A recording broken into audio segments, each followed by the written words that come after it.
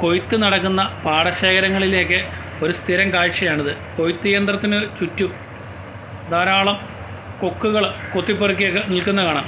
ആദ്യമായിട്ട് കാണുന്നവരൊക്കെ വിചാരിക്കും ഒരുപക്ഷെ ഈ കൊക്കുകൾ ഈ യന്ത്രം കയറി ചതഞ്ഞെറിഞ്ഞ് പോകുമായിരിക്കുമെന്ന്. എന്നാൽ ഇവ മിഷൻ അടുത്തേക്ക് വരുമ്പോൾ തന്നെ മാറിക്കൊടുക്കും.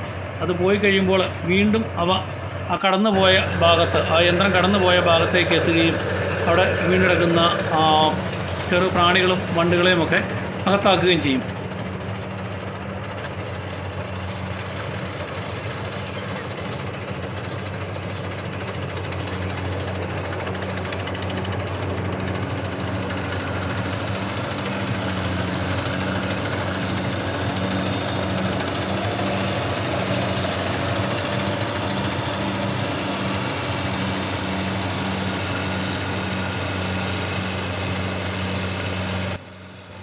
പണ്ടുകാലത്ത് ആഴ്ചകളോളം എടുത്താണ് കൊയ്ത്ത് പൂർത്തിയാക്കിയിരുന്നത്.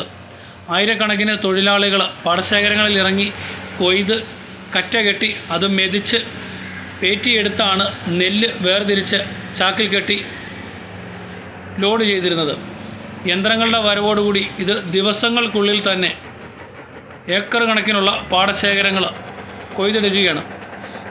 നൂറുകണക്കിനാണ് മിഷനുകൾ ഈ പാടശേഖരങ്ങളിലേക്ക് എത്തുന്നത്.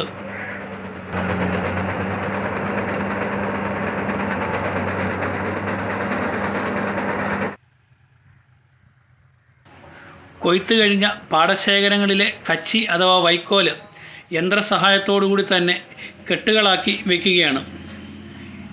ഇതോടുകൂടി കർഷകൻ്റെ ഉത്തരവാദിത്വം അവസാനിക്കുന്നില്ല.